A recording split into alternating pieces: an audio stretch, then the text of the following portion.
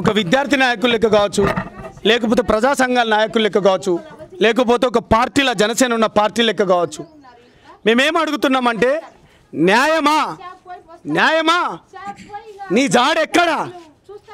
పేద బిడ్డల పక్షాన, బడుగు బలహీన వర్గాల పక్షాన, అణగారిన గొంతుకల పక్షాన న్యాయమా? నువ్వు మాకు న్యాయంగా ఉండవా అని అడుగుతున్నాం.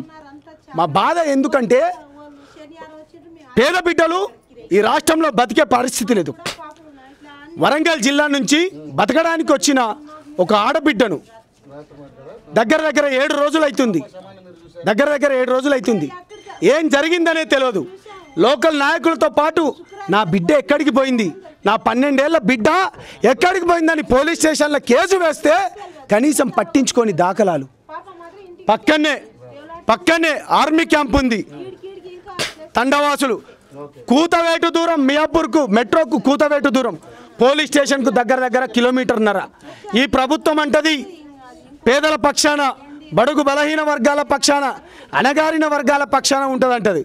ఇదే రేవంత్ రెడ్డి గారు గత 6 నెలల క్రితం ప్రతిపక్షంలో ఉండి ఈ విధంగానే మాట్లాడి వచ్చినోడు. అసెంబ్లీలో మాట్లాడతాడు, గర్జిస్తాడు. ఇక్కడ స్థానికంగా ఏంటంటే స్థానిక నాయకులు ఏమంటున్నారంటే గంజాయితో పాటు అనేకం ఇక్కడ మిగతా కార్యక్రమాలు జరుగుతున్నాయి. అయినా కానీ వీళ్ళు స్థానిక నాయకులు లెక్కుండి వీళ్ళు అనేక సార్లు పోలీస్ స్టేషన్లలో వీళ్ళు చెప్పిండ్రు. అయినా కానీ వీళ్ళు పట్టించుకొని దాఖలాలు.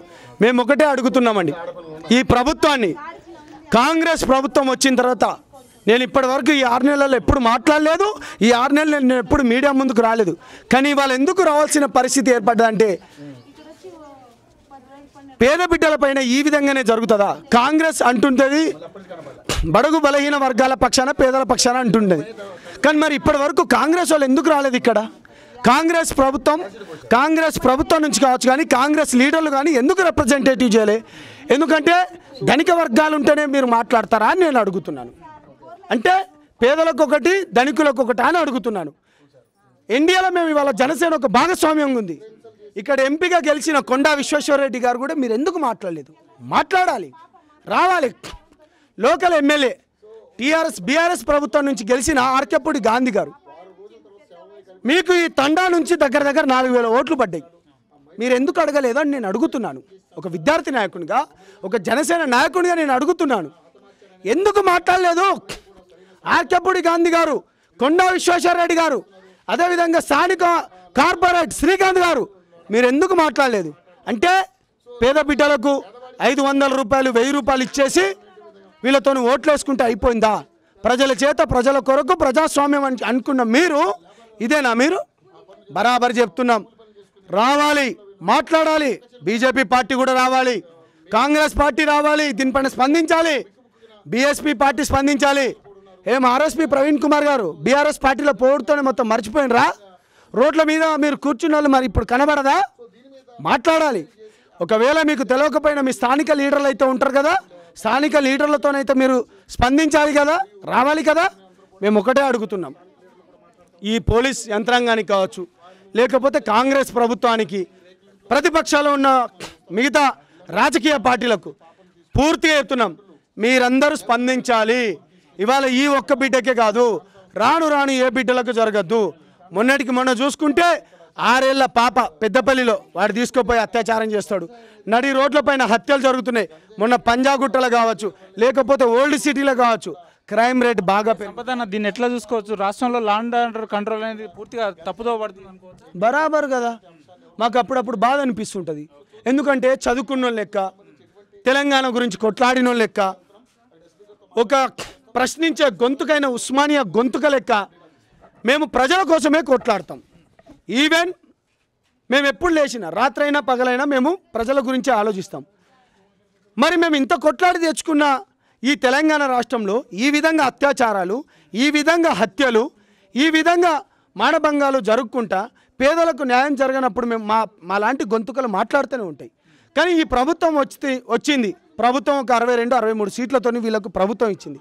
కానీ వీళ్ళు ఏం చేస్తున్నారు అనేది మాట్లాడాలి.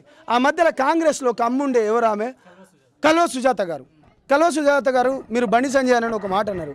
అన్నా అన్నా అన్నా అన్నారు కదా. ఆడబిడ్డల పైన ఎల్బీ నగర్ ఇష్యూని నేను టేకప్ చేసిన బ్రదర్. పోలీసులు అప్పుడు ఆ మధ్యలో దాడి చేసినప్పుడు ఆ అమ్మాయి లక్ష్మీబాయి అమ్మాయి పైన ఆ అమ్మ పైన దాడి చేసినప్పుడు అక్కడ కూడా చూడలే. చైత్రాబాయిని దాడి చేసినప్పుడు అక్కడ చూడలేదు. సింగరేణి కాలన జనగామల లాకప్ డెత్ జరిగింది ఒక ఎస్సీ మహిళకు, అన్నా అన్నా అక్కడ చూడలేదు ఆమెను. నేను చెప్తున్నా సుజాతక్క, మీరు ఇవాళ కాంగ్రెస్లో ఉన్నారు కదా, మహిళా సంఘాలు అందరూ రావాలి. ఇవాళ మహిళా సంఘాలు అందరు ఉన్నారు, మహిళా కమిషన్ లేదు, ఎస్టీ కమిషన్ లేదు, ప్లస్ వీళ్ళు సంధ్యక్క లాంటి వాళ్ళు అలా నేను ఎక్కడో చూడలేదు. నేను చెప్తున్నా కదా, నేను వాళ్ళను ఈ ఇన్సిడెంట్ జరిగినప్పుడు వీళ్ళు కేవలం షోకు మాత్రమేనా అడుగుతున్నాను. రైట్, బరాబర్ చెప్తున్నాను. ఆడబిడ్డల పైన కావచ్చు, పేద బిడ్డల పైన కావచ్చు, పేదల పక్షాన మాట్లాడాలి. మిమ్మల్ని ఎవరు బొట్టు పెట్టి పిలవరు. ఇన్సిడెంట్ జరిగినప్పుడు ఇప్పుడు నాకు మా లోకల్లా మాకు హరి జనసేన నుంచి కావచ్చు, మా తమ్ముడు ఓయు ఉస్మానియా నుంచి కావచ్చు, అన్న తిరుపతి అన్న కావచ్చు, లేకపోతే స్థానిక నాయకులు లక్పతి, మిగతా మిత్రులు కావచ్చు, వాళ్ళు నాకు చెప్పుడుతోనే హుటాహుటిన వెంటనే ఇక్కడికి వచ్చి ఇప్పుడు మనం ఇదంతా అయిపోయిన తర్వాత పోలీస్ స్టేషన్ కూడా వెళ్తాం. అమ్మాయి పైన అత్యాచారం జరిగిందా లేకపోతే హత్య గావింపబడ్డదా ఏం జరిగిందనేది మాకు కావాలి.